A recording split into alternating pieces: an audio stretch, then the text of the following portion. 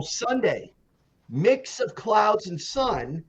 And I do not think we're going to get out of the 30s. So we're sort of changing the weather pattern to winter.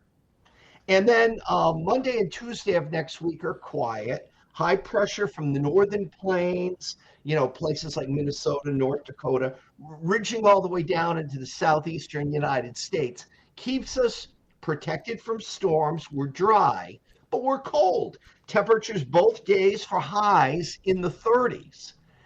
Now, little teaser here for you before we get on to the forecast. By Wednesday night, so in other words, we're going to do our next podcast next Thursday morning. Wednesday night could be a little breakout of flurries, little breakout of light snow, coating, under an inch, definitely. I don't think it's going to go over that.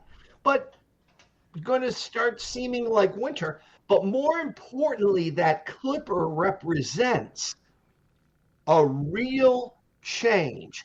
Now, you might say being 7 degrees below average on Saturday and Sunday is a real change. And yeah, it's a real change from where we've been.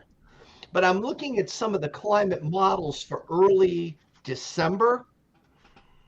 It looks wintry around here. I mean, there's no question. If you asked me, will we see temperatures in the single digits by December 10th? I'd say absolutely. I think so. So, that's a change right into midwinter. Now, that clipper, like I said, before our next podcast, may give us some, kind of a general snow in the air or whatever, and, maybe that much. Not too much snow.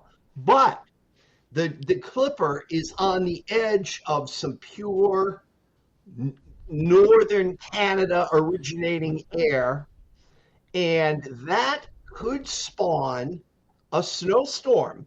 Not this weekend, next weekend. And I specifically point out to the people that are really into weather that are in our viewing and listening audience to check out the GFS computer models for Saturday night, December 7th into Sunday morning, December 8th. They predict a pretty good all-out snowstorm, nor'easter, for Connecticut. So what I'm saying here, Dan, is enjoy your holiday. Have a great time. It's going to rain. Oh, yeah, it's going to rain. Okay. We're not going to melt. Everything will be fine.